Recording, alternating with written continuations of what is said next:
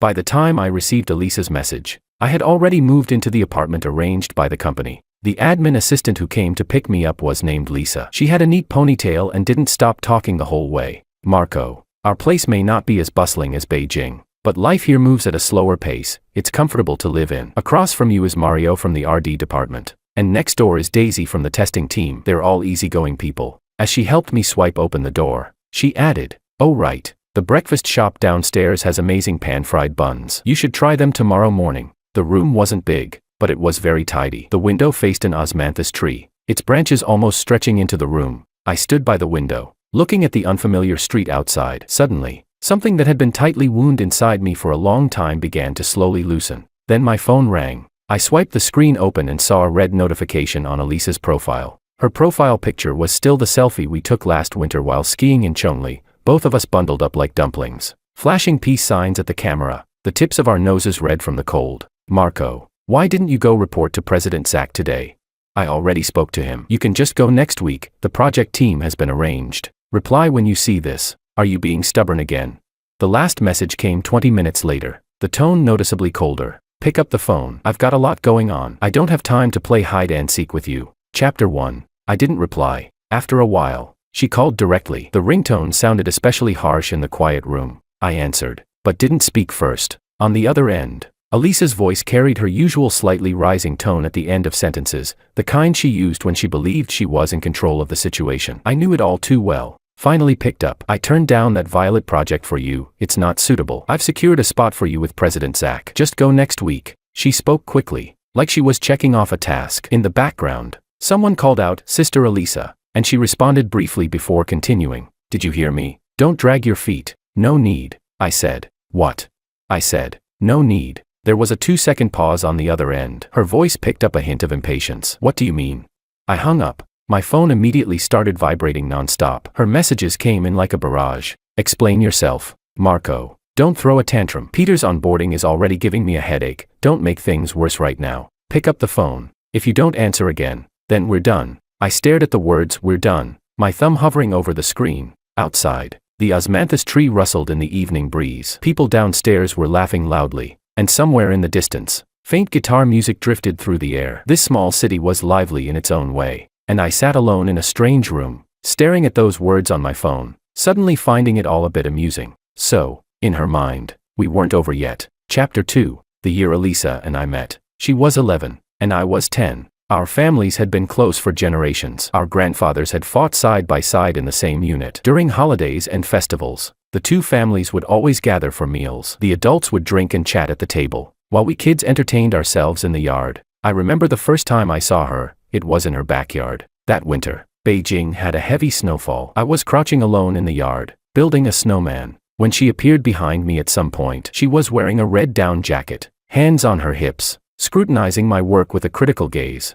"The snowman's head is crooked." I looked up at her. She stepped forward, reached out, and straightened the snowman's head, then grabbed a handful of snow to patch a dent. After finishing, she took 2 steps back, looked it over, and nodded in satisfaction. "That's better." Even back then, her chin was slightly raised, her eyes full of certainty, like a tiny adult. Later, when we started school, we naturally became inseparable friends. She was the kind of girl who stood out wherever she went, top of the class, decisive, always knowing exactly what she wanted, and I got used to standing by her side, carrying her backpack, helping her remember assignments, and holding her back whenever she got into arguments. In high school, she once stood up for me. There was a local bully at school who didn't like me. One day, he gathered a few others and cornered me in a secluded part of the playground. I was beaten until the corner of my mouth bled, my uniform covered in footprints. Somehow, Elisa got wind of it. She rushed over on her bicycle, jumped off before it even stopped, and swung her backpack straight at the bully's head. "Touch him again and see what happens."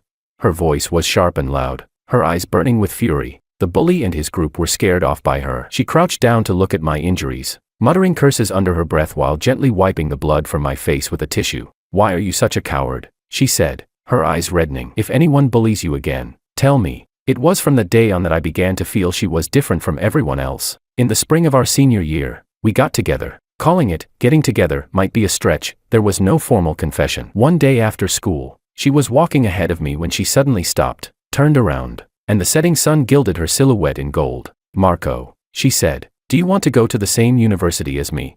I said yes. She smiled and reached out to tug at my sleeve. It was the first time she had taken the initiative to touch me. The sunset that day was especially beautiful, the sky burning in shades of orange-red. I walked on her right side, my heart pounding like a drum. I thought those days would last forever. Chapter 3. Elisa made many decisions for me. When we had to choose between the liberal arts and sciences in our second year of high school, I wanted to go with liberal arts. She took my selection form and, right in front of me, checked the sciences box. Your physics is way better than your history, she said. Choosing sciences gives you more options later. Trust me. I hesitated for a moment, but didn't change it. When it came time to apply for universities, I wanted to go to one in the South. She photocopied our application forms and filled them out identically. Every choice was a university in Beijing. Can you even take care of yourself if you go south alone? She frowned. Stay in Beijing with me. Both our families can look after us. I thought about it and figured she had a point. 4 years of university, 3 years of graduate school, 2 years of work, 15 years in total, from age 10 to 25, my life path was almost entirely planned by her. What courses to take, which lab to join,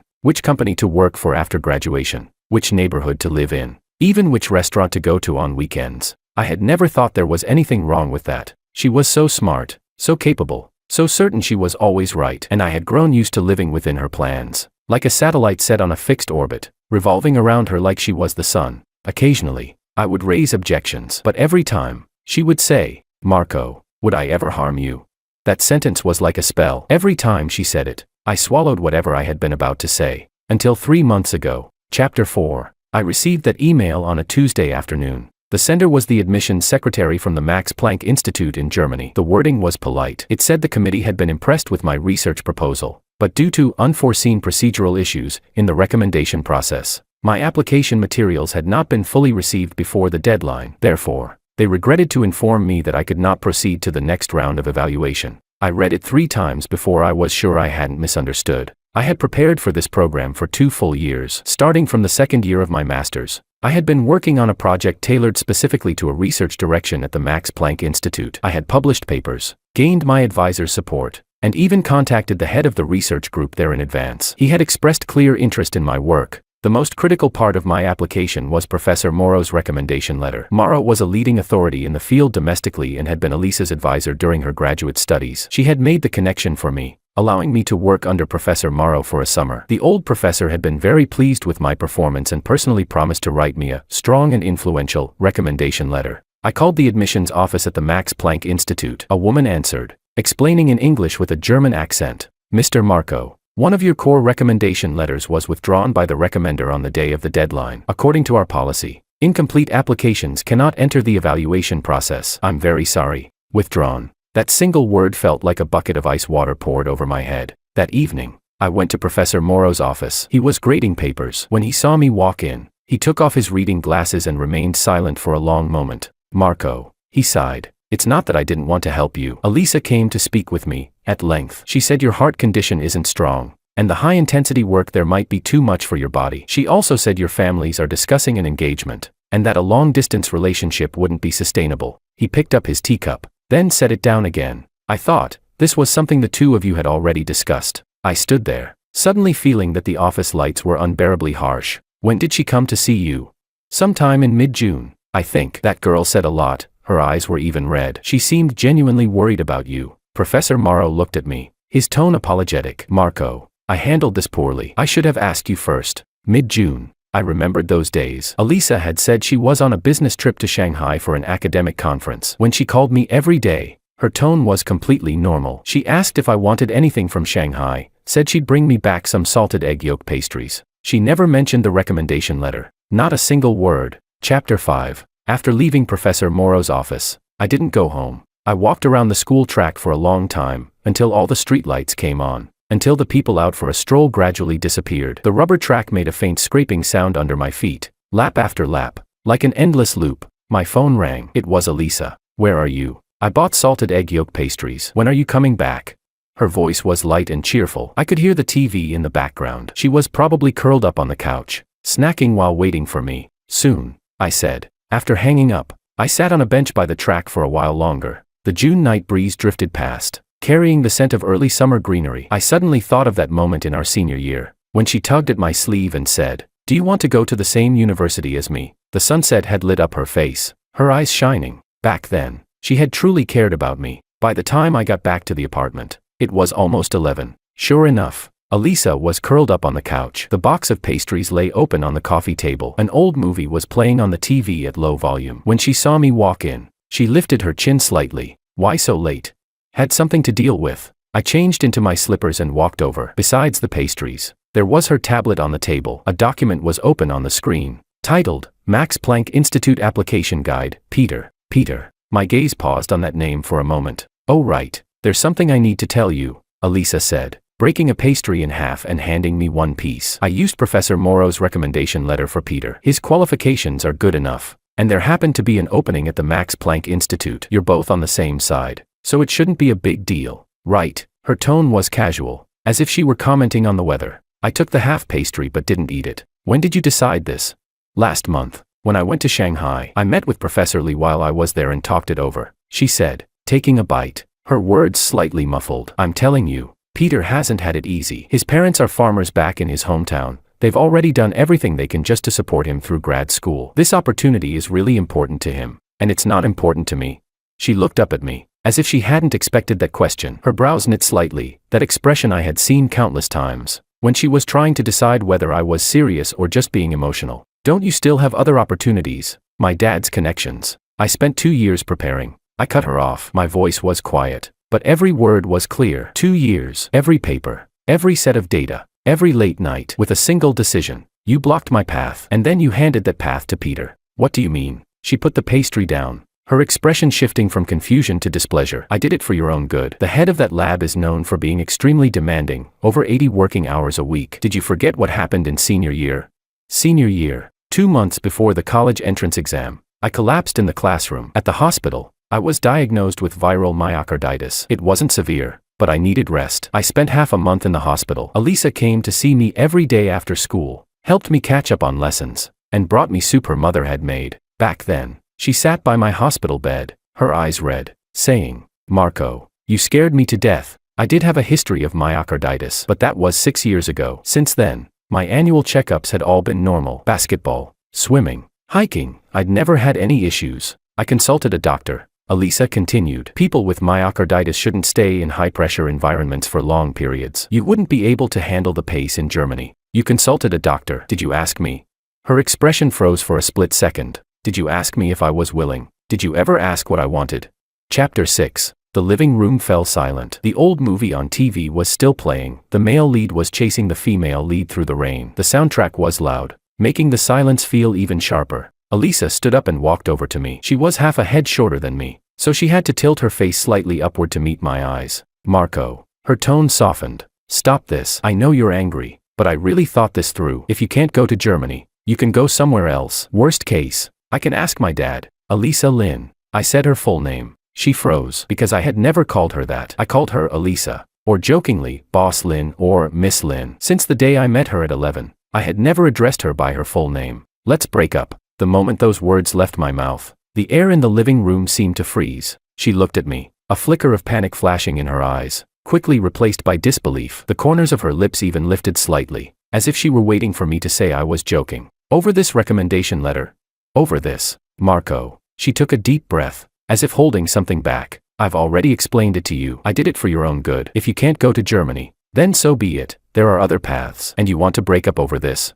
I didn't answer. I turned and walked into the bedroom, taking out a suitcase from the closet. She leaned against the doorframe, watching me pack, arms crossed over her chest. I knew that posture all too well. It was how she stood whenever she thought I was being unreasonable. Packing again, planning to stay at your own apartment for a few days this time. There was even a hint of amusement in her tone, like she was watching a recurring bad habit. I folded the last piece of clothing, placed it inside, and zipped up the suitcase. Then I straightened up and looked at her. Elisa, it's not about Germany. Then what is it about?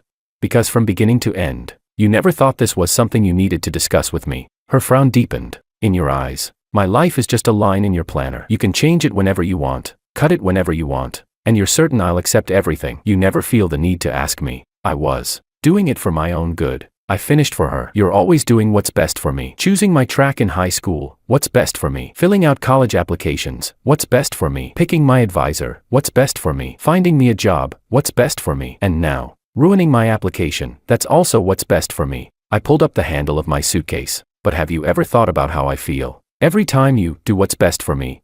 She didn't answer. I dragged my suitcase past her. The TV in the living room was still playing that old movie. The male lead had finally caught up to the female lead, and they were kissing in the rain. The half-eaten salted egg yolk pastries were still on the coffee table. Marco, she called from behind me. I stopped, but didn't turn around. If you walk out that door, don't regret it. Her voice returned to that cold, certain tone. It was how she protected herself. I knew it well. Whenever she felt threatened, she would raise her defenses like sharp spikes. I won't regret it, I said. The moment the door closed behind me, I heard something shatter inside. Probably her favorite ceramic mug, the one with the goofy-looking Shiba Inu printed on it, the one I had given her for her birthday last year. I didn't look back. Chapter 7. In the first week after the breakup, I didn't receive a single message from her. Our mutual friends, on the other hand, checked in a few times. Alan cautiously probed me on WeChat. Marco, what happened between you and Elisa? She suddenly deleted all her posts. I said we broke up. Alan sent a string of shocked emojis,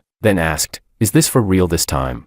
You see, even our friends didn't believe it. Since high school, we had argued countless times and broken up just as many. Every time, she was the one who came back first, not to apologize, but to bring me back. She would send a message like, are you done throwing a fit? Or just show up at my apartment door with 2 cups of milk tea, acting like nothing had happened. And every time, I went back. But this time was different. This time, I deleted every way of contacting her. WeChat, phone number, Weibo, Alipay. Even unfollowed her on NetEase Cloud Music. Then I started sending out resumes like crazy. Within a week, I got 3 interview offers. 2 in Beijing, 1 in a southern coastal city. I didn't discuss it with anyone. Didn't ask for anyone's opinion. I went to all 3 interviews. In the end, I chose the one furthest south. It wasn't a big company, but it was strong in its niche. The team lead's surname was Fong. During the interview, he talked with me for a full 3 hours. He didn't ask whether my heart was healthy or whether I could handle pressure. He only asked me one question. Are you interested in this field? I said yes. He said, that's all that matters. Everything else is secondary. I signed the contract, rented an apartment, and bought a one-way high-speed train ticket. The day I left Beijing, the August sun was so harsh it felt like it could melt the asphalt. I dragged my suitcase into Beijing South Railway Station. As I passed a milk tea shop, I suddenly stopped. It was Elisa's favorite brand. I stood there for a few seconds, then kept walking. Chapter 8. Peter, on the other hand, kept his WeChat updates coming. The news of my breakup with Elisa didn't seem to affect him at all. He posted something new every day, attending an academic salon today, visiting some lab tomorrow, having dinner with so-and-so the day after. Each post came with carefully edited photos. He was indeed good-looking, fair-skinned, refined, wearing gold-rimmed glasses, with a faint curve at the corner of his smile. His captions always struck that perfect tone, neither overly boastful nor overly modest, just enough to showcase his excellence. In early September, he posted a 9-photo grid. The pictures were taken in a high-end hotel conference hall. Peter stood on stage, holding a certificate for Best Presentation Award at the Young Scholars Forum. Elisa stood beside him,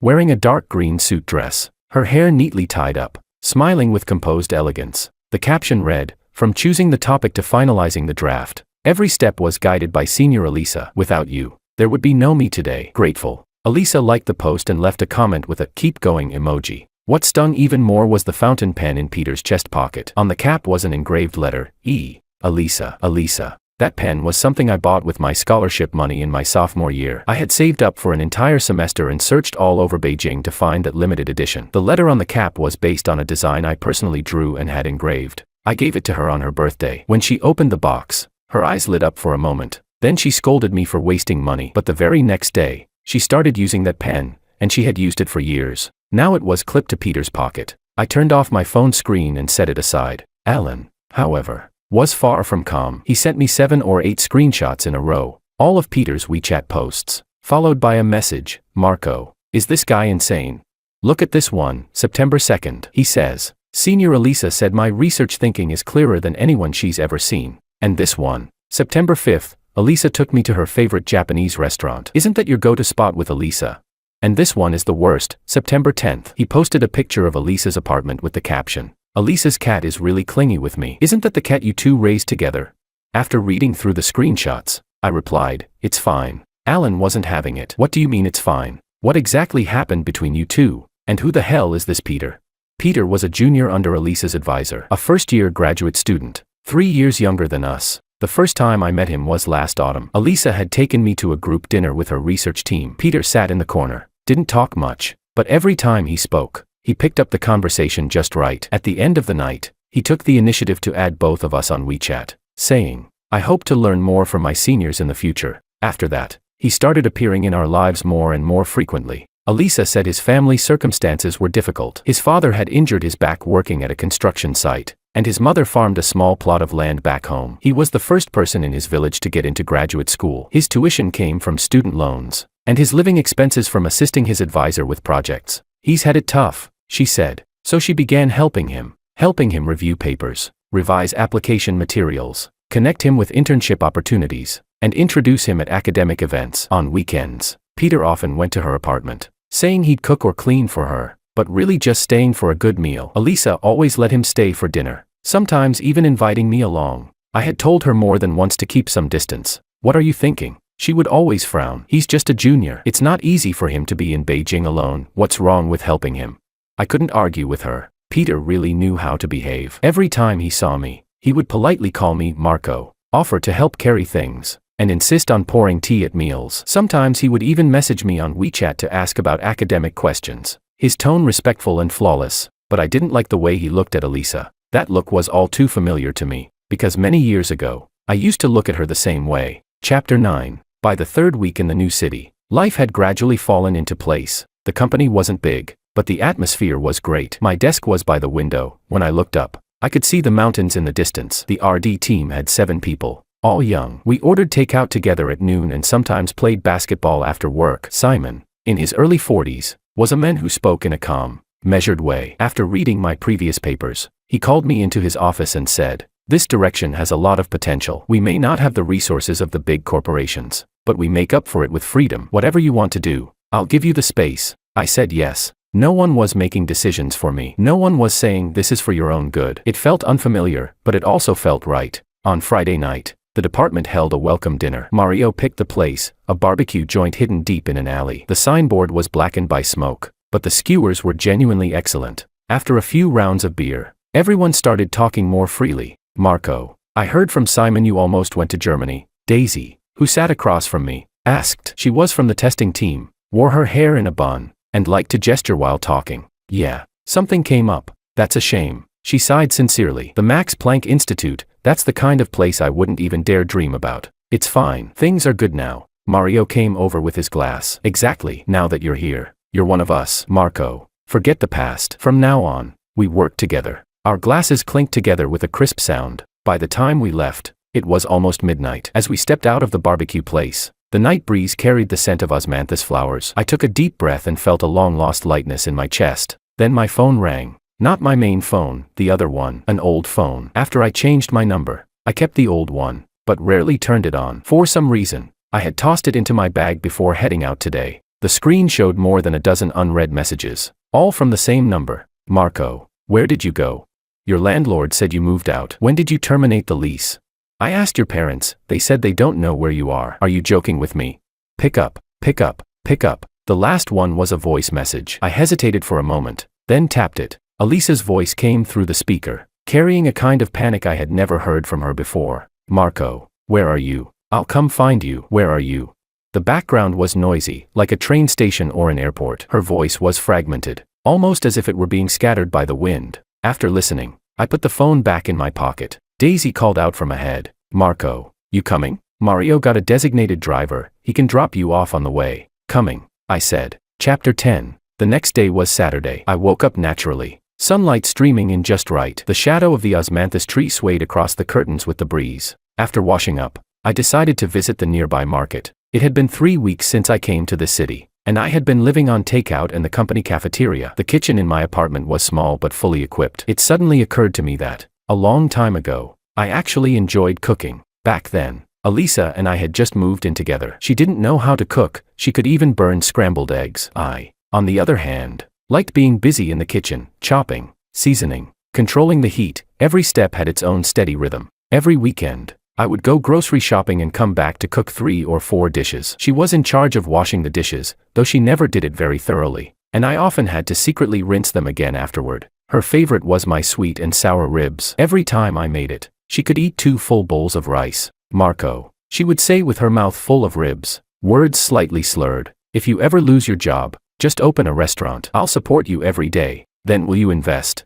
Of course I will. I'll even invest my dowry. Back then, there would be sauce at the corner of her lips, her eyes curving into a smile. I would hand her a tissue, but instead of taking it, she would lean over and wipe her mouth on my sleeve. That was last year. The market was a 10-minute walk from my apartment. It wasn't big, but it had everything. The woman selling fish chatted with the vegetable vendor next to her while cleaning fish, speaking in a dialect I could barely understand. An elderly man at the tofu stall sliced tofu slowly, each cut so even it looked measured with a ruler. I bought a pound of ribs, some green vegetables, and a bottle of Junjiang black vinegar from the seasoning stall. Back at the apartment, I blanched the ribs, stir-fried them, added caramelized sugar, soy sauce, and cooking wine, then finished with a splash of vinegar. The whole process flowed naturally, like muscle memory. When the sweet and sour ribs were done, the kitchen filled with that tangy, sweet aroma. I served myself a bowl of rice and ate by the window. The taste of the ribs was exactly the same as before, but there was no one across from me saying,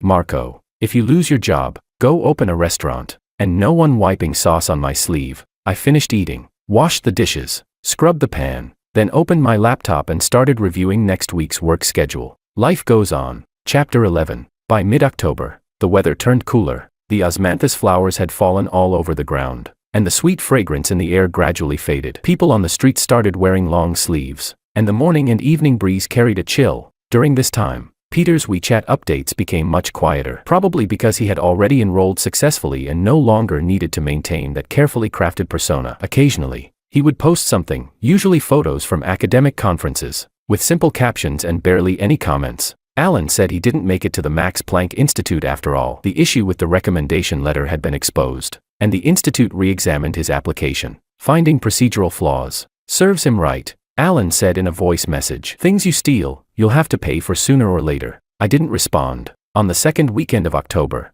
I received an unexpected phone call. It was Elisa's mother, Aunt Lynn. Her voice sounded tired over the phone. Marco, how have you been lately? Your mom said you went south. How's work? I said it was going well. She paused for a moment, as if choosing her words carefully. Marco, Auntie knows you and Elisa had a disagreement. That child has been spoiled since she was young. She doesn't always understand the weight of her actions. You don't take it too personally. Auntie, it's not. Let me finish. She interrupted. Elisa hasn't been doing well lately. She's taken a long leave from work and stays locked in her room every day. Her father went to see her, and she drove him out. I held the phone, saying nothing. That boy, Peter, comes over every day. I don't feel at ease seeing it. Marco, you and Elisa grew up together, 15 years of history. Is there really nothing that can be talked through?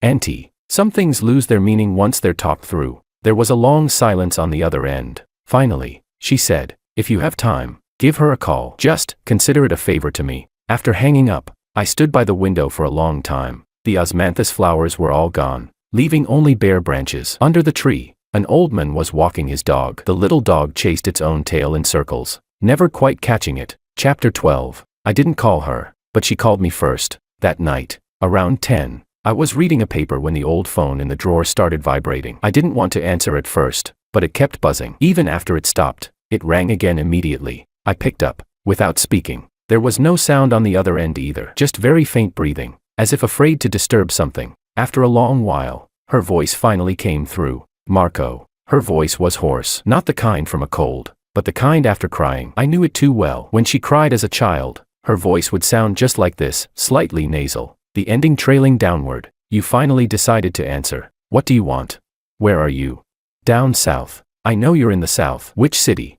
I didn't answer. She took a deep breath on the other end, as if trying to suppress something, but she couldn't. Her voice began to tremble. Marco, you deleted my WeChat. You changed your number. You moved out of your apartment. Your parents don't know your address. People at your company say you're not available to take calls. You erased me from your world. By the end, her voice broke into fragments. What gives you the right? Elisa, what gives you the right to just leave like that? 15 years of history, and you wipe it out with a single sentence. I know I was wrong about the recommendation letter, but you can't just sentence me to death over that. Her emotion surged through the phone like a flood breaking through a dam. I waited for her to finish, waited for her breathing to steady again. Then I spoke, my voice quiet. Do you remember April 17th this year? The line went completely silent. That day, my heart wasn't feeling right. It wasn't too serious, but my chest felt tight, and I couldn't catch my breath. I went to Anjin Hospital alone, registered, waited in line, did the tests. The doctor said I needed a 24-hour Holter monitor, electrodes all over my body, carrying a small recorder to track my heartbeat for a full day. Her breathing grew faster. I continued. After I came out of the consultation room, I sat on a bench in the hallway with the electrodes on. I couldn't move much. I called you 7 times. The first call rang 3 times. You hung up. The second, you didn't answer. The third, fourth, fifth, sixth, and seventh, you didn't answer any of them. I sat there, watching people come and go in the corridor. Elderly patients in wheelchairs, young mothers holding their children, people being supported by their families. I was the only one there alone. Then I saw Peter's WeChat post. A faint, suppressed sob came through the phone. He posted 9 photos. At the top of Western Hills, the sunrise lighting up his face. The caption said, "Thank you,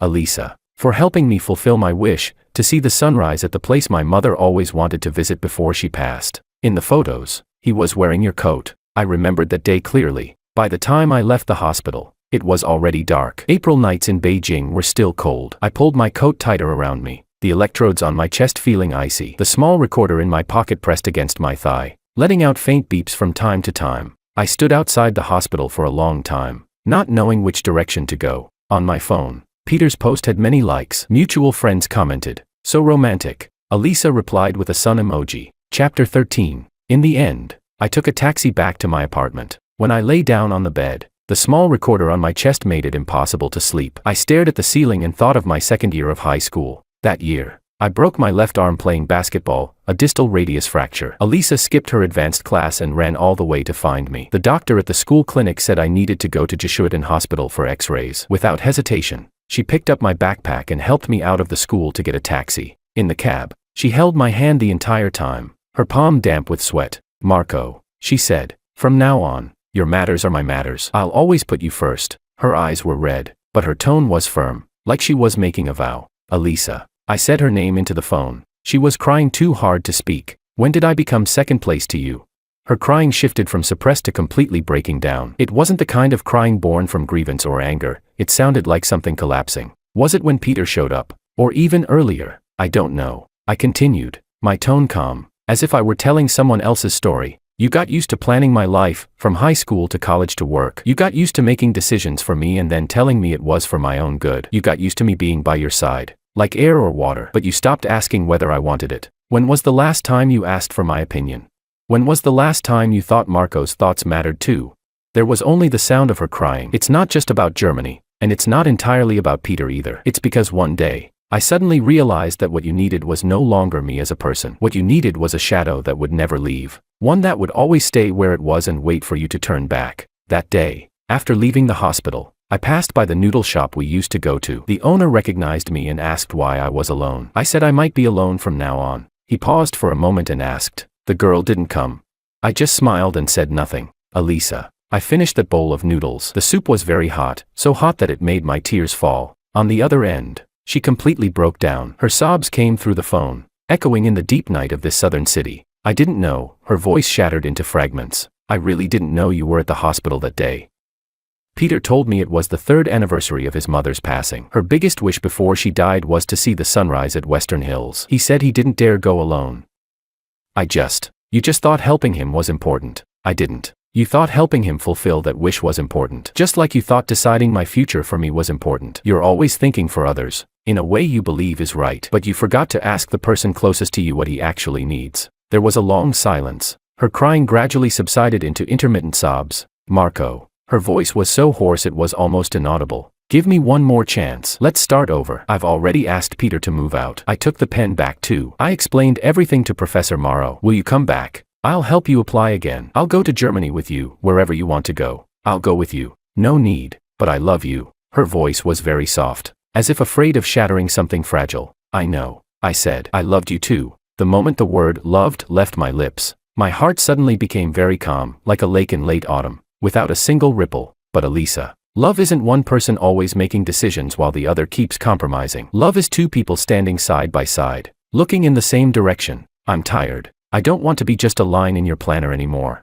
We should both move forward." She was still saying something, her voice urgent and broken, but the signal suddenly worsened, her words breaking into fragments like pieces scattered by the wind. Then the call ended, the screen dimmed, and the room returned to silence. Outside, the osmanthus tree stood bare, its branches reaching into the deep blue night sky. In the glow of a distant street lamp, a few autumn insects fluttered. I turned off the phone and lay back down. That night, I slept deeply, without dreaming. Chapter 14. Another week passed. Alan sent me a message saying Elisa had cleared all her WeChat posts and even changed her profile picture, from our photo to a blank image. It looks like she completely broke things off with Peter. I heard from people in their research group that Peter got kicked out of the project team, and the recommendation letter issue is under investigation by the university. Elisa personally wrote the report. Gotta admit, Elisa is ruthless when she wants to be, Alan concluded. I didn't reply. A week later, I received a package. The sender's address was in Beijing, Elisa's apartment. The box wasn't big, but it was heavy. I peeled away the layers of packaging and revealed what was inside. A fountain pen, the same one with the engraved E on the cap, the one I had designed and had custom made. There was also a notebook, the one we used in high school to pass notes. The cover was worn pale, the corners curled. I flipped it open randomly and saw my younger handwriting. Math test tomorrow,